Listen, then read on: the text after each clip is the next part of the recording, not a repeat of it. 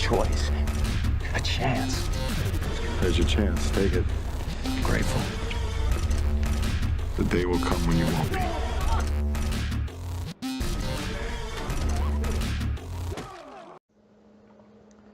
Hey, what's going on, guys? Back again with another throwback review for The Walking Dead.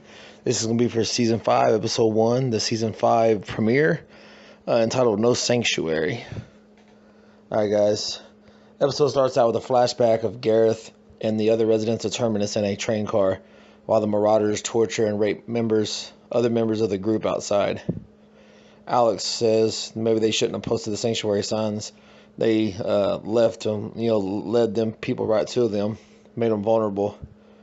Gareth was saying they were trying to do something good. And then, of course, Alex says, "What do we now, Gareth?" Gareth has no reply. Back in the present, Daryl informs Maggie that Beth was taken by a black car with a white cross on the back and that she is alive.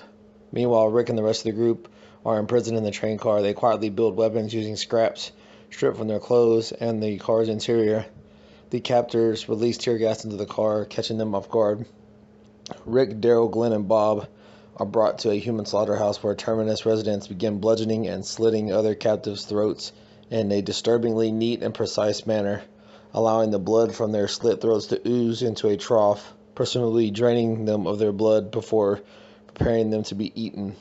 The first to be slaughtered is Sam, the young man Rick and Carol met on a supply run before Carol's exile. Before Glenn can be killed, Gareth interrupts to interrogate Rick about the bag he stashed in the woods. At first, Rick refuses to comply, but after Gareth threatens to stab Bob in the eye, Rick admits it's filled with weapons, including rifles, handguns, a compound bow, and a machete. Of the latter, he tells Gareth, "That's what I'm going to use to kill you." The butcher's behind Glenn, prepared to kill him again, but before Glenn is hit with the baseball bat, gunshots are heard outside, followed by a massive explosion. Earlier that day, we see Carol and Tyrese making their way towards Terminus carrying Judith. They hear gunfire erupt and watch a herd of walkers flock towards the noise. They arrive at a cabin where Martin, a Terminus resident, is setting up fireworks to deter walkers away from Terminus. Carol and Tyrese hear him mention members of the group on his walkie-talkie and hold him at gunpoint.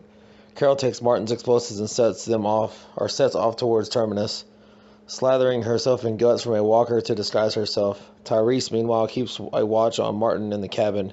Martin tries to convince Tyrese to take his car and leave with Judith.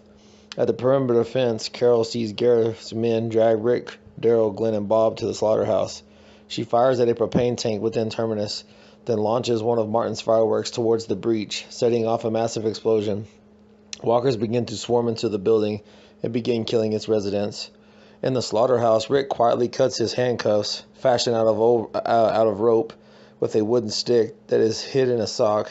He frees himself and fights his way out with Daryl, Glenn, and Bob. Mary sees walkers floating through a hole in the fence and runs inside to the memorial room. Carol, disguised as a walker, infiltrates Terminus with the herd. Maggie, Carl, Michonne, Sasha, and Abraham's crew anxiously wait in the train car as they hear a commotion outside. Chaos reigns as walkers feast on Terminus residents. Carol takes advantage of the confusion and shoots down Terminus snipers. As Rick, Daryl, Glenn, and Bob leave the slaughterhouse, they see human body parts suspended from meat hooks. Rick tells his group that if they come upon any other Terminus residents, they should kill them without hesitation. They hear someone screaming and banging from a storage unit. En route to rescuing the other survivors, Glenn insists in opening another train car to free the captives inside. But when they do, a deranged man runs out screaming wildly before a walker attacks him. Carol discovers a room filled with items from Terminus victims. She retrieves Rick's watch, which he had given to Sam, and Daryl's crossbow. Rick's group ambushes a team of Terminus residents and take their weapons. Carol discovers the Terminus shrine. Mary confronts her and they struggle. As Carol gains the upper hand, Mary explains that Terminus used to be a real sanctuary until a group of marauders raped and killed her people. The lesson, Mary explains, is you're either the butcher or you're the cattle. Carol, unconvinced, shoots her in the leg and leaves her to be devoured by walkers. Back in the cabin, Tyrese becomes distracted by approaching walkers. Martin gets a hold of Judith and threatens to kill her unless Tyrese steps outside. Tyrese complies and Martin listens to his shouts as the walkers attack. Martin then goes to see if Tyrese is still alive. Tyrese bursts through the door and pummels Martin. Outside, the ground is littered with walkers that Tyrese has killed with his bare hands. Back in the train car, Eugene reveals before the fall he helped engineer harmful disease to fight other harmful diseases. He says his team devised a system that could kill all humans on the planet, and that the same system might be able to kill off the walkers. Rick's crew rescues the rest of the group from the train car. Newly reunited, they fight their way out of Terminus. Rick leads the group to the weapons cache in the woods. He insists that they go back and kill the remaining Terminus residents, but the others disagree. The fences are down, Maggie reasons. They'll run or die. Carol appears. Daryl runs up to Carol and hugs her tightly. Both of them share tears of joy seeing each other being alive and well.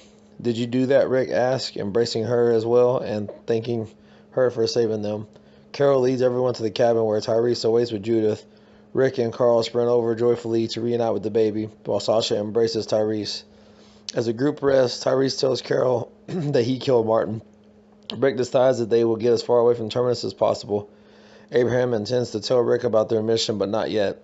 The group follows the railroad tracks until they happen upon a Terminus sign.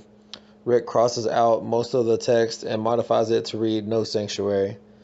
In a flashback, one of the Marauders, the same deranged man released during the Terminus firefight, enters a train car with Gareth and the others are in prison. He throws Mary into the car and selects a young woman who is dragged off to be raped again.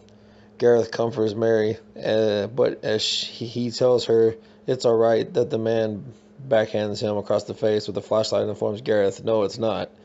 He leaves, and Gareth vows to Mary that they will take back Terminus. You're either the butcher or you're the cattle, he declares. Months after Rick's escape from Terminus, a masked stranger marches down the railroad tracks.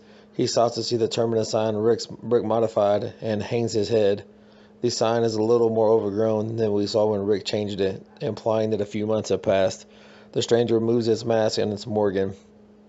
He starts to follow a series of markings on the tree, a circle with an X inside, to an unknown destination. It is unknown who it was that left the signs. And then that's how the episode comes to an end. Alright guys, appreciate you checking out this throwback review as always. Like, comment, most importantly subscribe, and I will see you guys on the next one. I'll be good.